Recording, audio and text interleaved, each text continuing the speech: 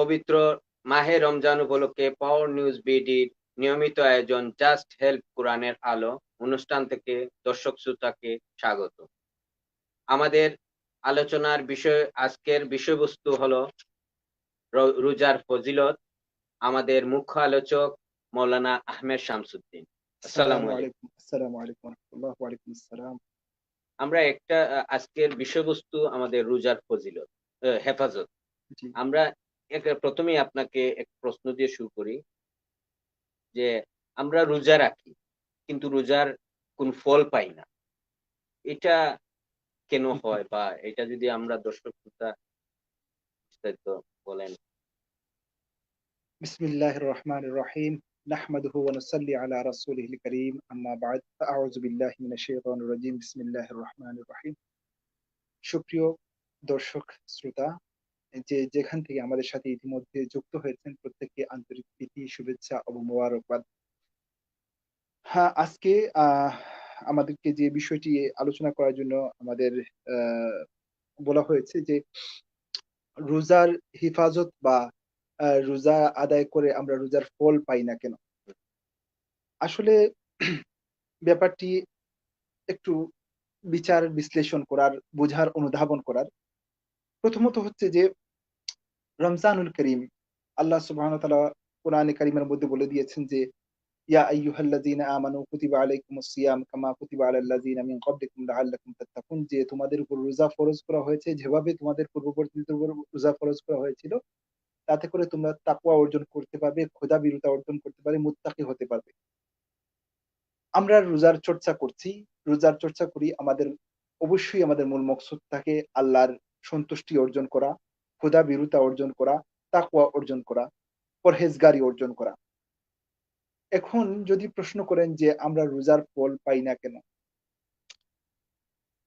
কথাটাকে আমরা দুই ভাবে নিতে পারি। একটা হচ্ছে যে রোজার ফল পাই না কেন, কথাটা শতভাগ মানে একদম যে পাই না, সে কথাটা কিন্তু হয়তো আমরা মেনে নেব না।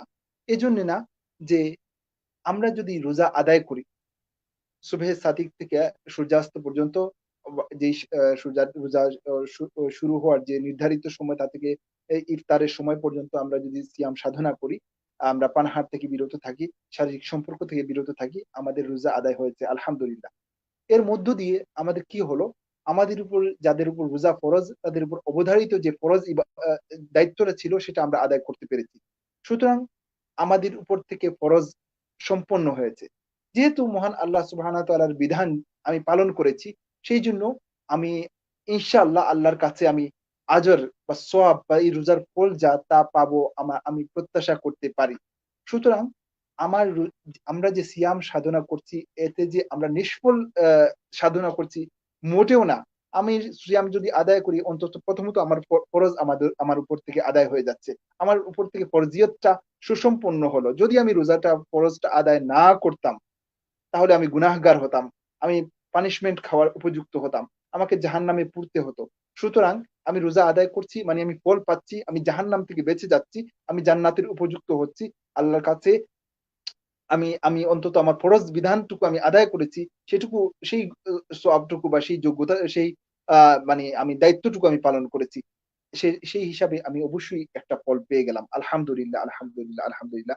রাসূল সাল্লাল্লাহু আলাইহি ওয়াসাল্লাম রোজা রাখতেন। রাখার পর আ এ ইফতারের সময় পড়তেন যে যাহাবাতিজ যুমাউ ওয়াবতাল্লাতিল উরুকু ওয়াসাবাতাল আজরু ইনশাআল্লাহ।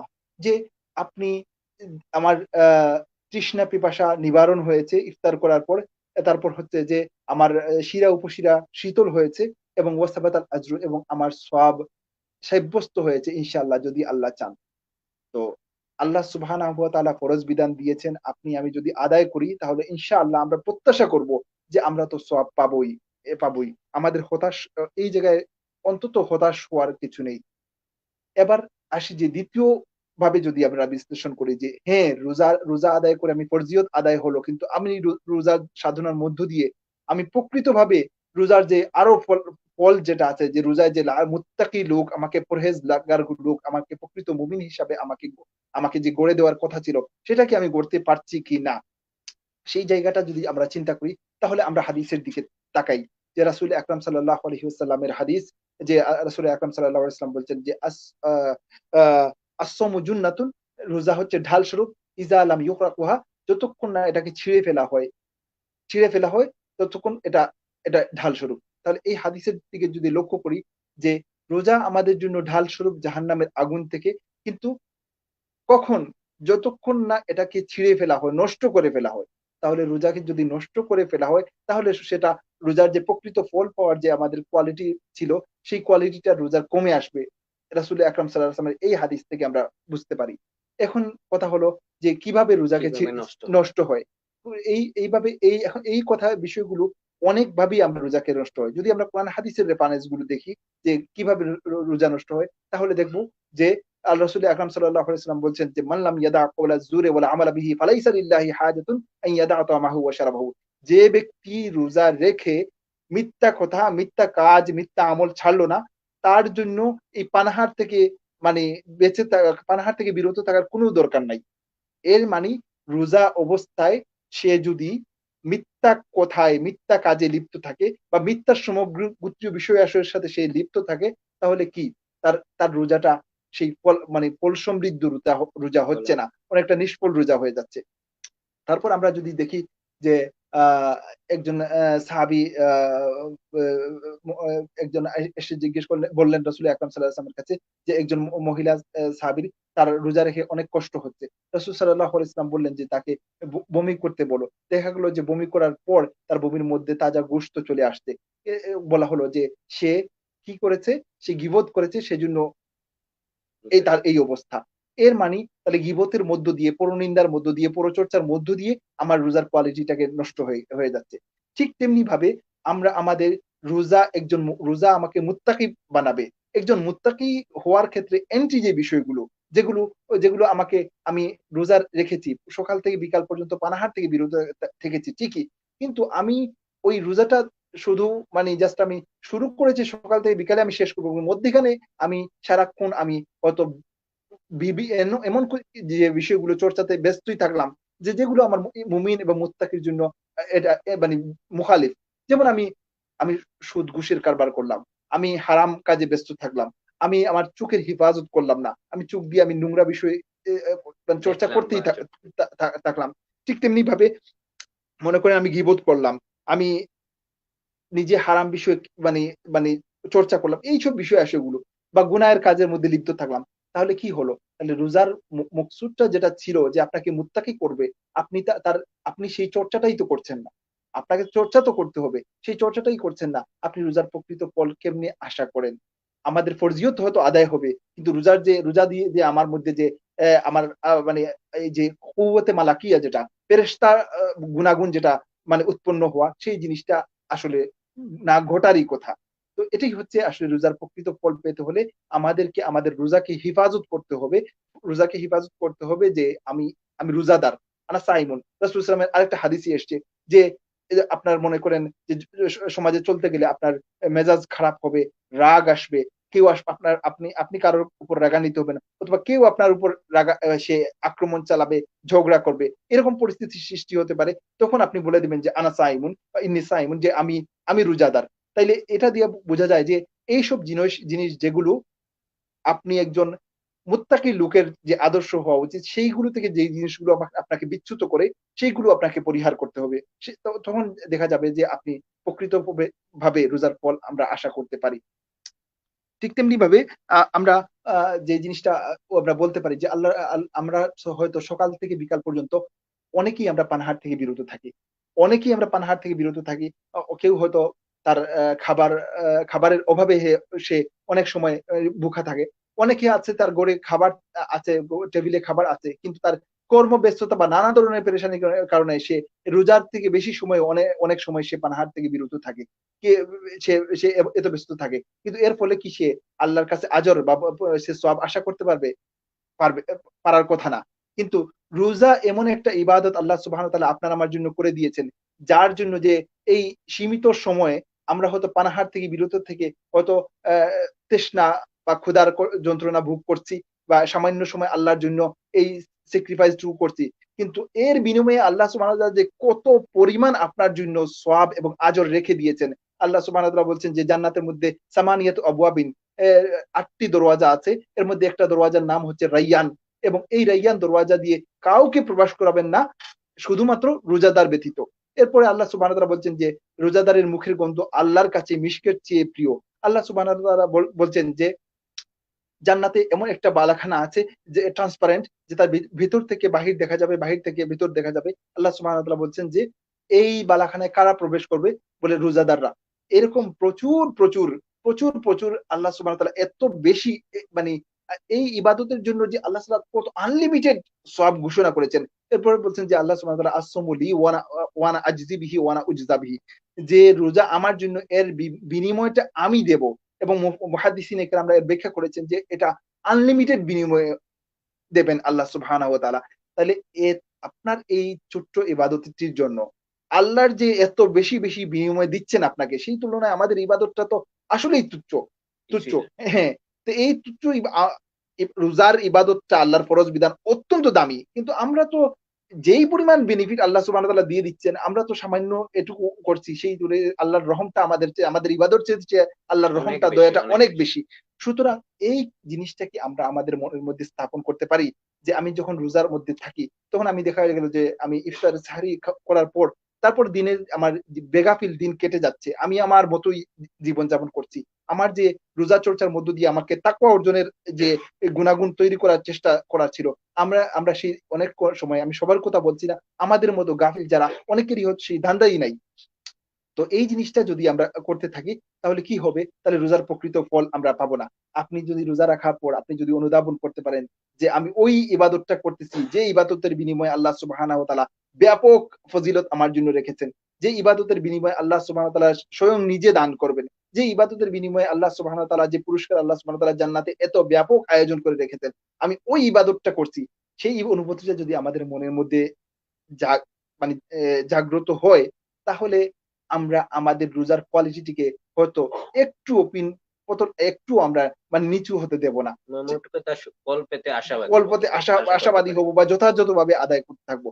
কিন্তু এর জন্য আমাদের প্রয়োজন যে আমি যে ইবাদতটা চর্চা করছি, সেই ইবাদতের রেজাল্ট কি এবং ফলাফল কি, এই ইবাদতের মূল্য কি, মাহাত্ম্য কি, সেই জিনিসগুলা আমরা নিজেরা জানার চেষ্টা করা এবং সেই অনুভূতি নিয়ে রোজা আদায় করা। এবং আমাদের উচিত যে এই অনুভূতির সাথে আমাদের আমলের মধ্যে সেই অনুভূতিগুলোর প্রতিফলন ঘটানো।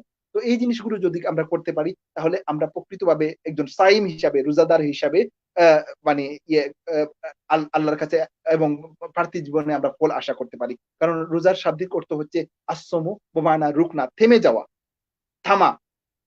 তো এটা হচ্ছে যে থামা। আমাকে কিন্তু থামতে হবে। আমার প প আমার আমার গতানুগতিক যে বদঅভ্যাস ছিল, গুনাহের অভ্যাস ছিল, আমার হয়তো উন্নত আখলাকের যে গুণাবলী ছিল, সেগুলা থেকে আমার অবস্থানটা নিচে ছিল। তো এই জিনিসগুলোকে আমি রিপেয়ার করা, গুনাহ থেকে আমাকে বিরত থাকা, এবং আমার যদি আখলাক যদি নিচু হয় বা কোয়ালিটি যদি বিলো হয়, তাহলে এটাকে আমি স্ট্যান্ডার্ড পর্যায়ে নিয়ে যাওয়া। এটা হচ্ছে আমার সিয়াম সাধনা, যে আমি পানাহার থেকে বিরত থাকলাম এবং সাথে আমার ওই চর্চাগুলো করতে হবে। যেটার একটা উদাহরণ আমরা এভাবে দিতে পারি যে রোজার মূল মকসুদ যারা আমরা আরেকদিনও বলেছি যে আমরা পানাহার থেকে বিরত থাকা, এবং এটা হচ্ছে রোজার সংজ্ঞা যে এ নি স সুবহের নির্ধারিত সময় থেকে ইফতার পর্যন্ত পানাহার এবং শারীরিক সম্পর্ক থেকে বিরত থাকার নাম হচ্ছে রোজা। কিন্তু মুহাদ্দিসিনে ইকরাম, মুফাসসিরিনে ইকরাম এটার ব্যাখ্যা এইভাবে করেছেন যে এই পানাহার থেকে বিরত থাকার সাথে আপনার প্রত্যেকটা অঙ্গ-প্রত্যঙ্গকে রোজার আওতায় নিয়ে আসা। আপনার চোখকে, কানকে, নাককে, হাতকে, পাকে, আপনি ওইটাকে প্রকৃত মুমিনের আ অ ই মানে একজন প্রকৃত মানুষ এবং প্রকৃত আ মুত্তাকি মানুষের আচরণে নিয়ে আসা। যে আমি রোজা রাখলাম কিন্তু আমি ওই যে হাত দিয়ে গুনাহ করছি, চোখ দিয়ে গুনাহ করছি, হাত পা দিয়ে গুনাহ করছি এবং সবকিছু আমার ওপেন আছে। এ এই কোন কিছুর তাইলে মধ্যে তো আমার কন্ট্রোল নাই। এ উপবাসের মতো হয়ে গেল। উপবাসের মতো হয়ে গেল। রোজার রোজার সংজ্ঞা আদায় হবে কিন্তু রোজার প্রকৃত ফল যেটা আপনি প্রশ্ন করেছেন, সেটা পাওয়াটা আ সেটা টাফ হয়ে যাবে। সেটা আল্লাহই জানেন। আল্লাহই আমরা জানে। আমরা কারণ আমাদের আমলের উপর ভিত্তি করেই তো আমাদের যাজা দেয়া হবে। এটার একটা যদি আমি উদাহরণ দেই আপনাকে, যে আমরা এই জমানায় আমরা এসি ব্যবহার করি। Air condition. আমরা এটা ব্যবহার করি কিসের জন্য? যে আমাদের ঘরকে শীতল করার জন্য। এখন এসিটা যখন ছেড়ে দেই আমাদের ঘর শীতল হয়। তার পূর্বে আমরা কি করি? দরওয়াজা জানালা যেগুলো আছে, এসি গুলো আমরা বন্ধ করি। ছোটখাটো যে সোর্স আছে যেগুলো থেকে আমার বাইরের বাতাস চলে আসবে এবং ভিতরের বাতাস বাইরে চলে যাবে, সেগুলো বন্ধ করি। তখন আমরা এসি ছাড়ি এবং আমরা এসির একটা ভালো রিজাল্ট আমরা পেয়ে যাই। এখন ধরেন যে আমি এসি ছেড়ে দিলাম। সাথে যদি আমি ঘরের সব দরওয়াজা জানালাগুলো সবগুলো ওপেন করে দিলাম, তাহলে কি লাভ আমার হবে না। ঘর কি শীতল হবে?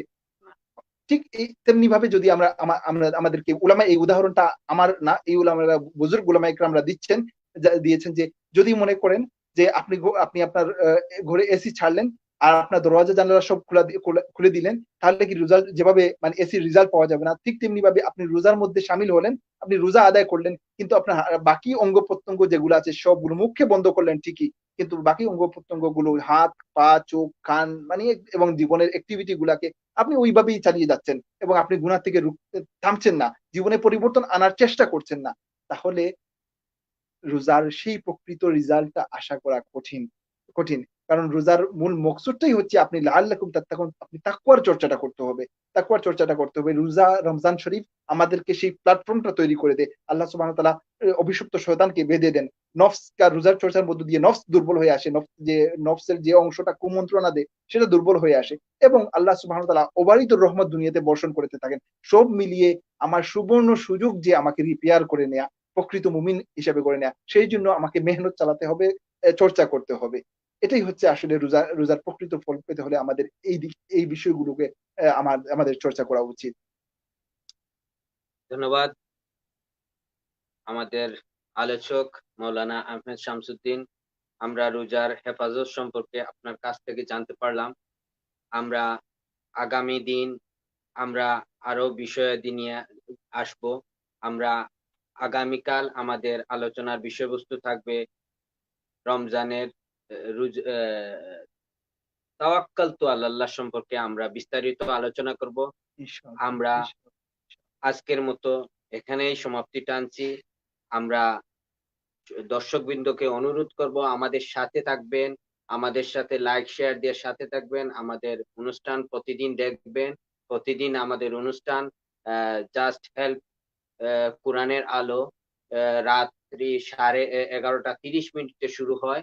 আপনারা দেখবেন, আপনারা অনেক কিছু জানতে পারবেন। আমাদের আলোচক চেষ্টা করবেন আপনাদেরকে বিভিন্ন রোজার রোজার মাসে বিভিন্ন বিষয় নিয়ে আমাদের গুরুত্বপূর্ণ বিষয় নিয়ে আলোচনা করবেন।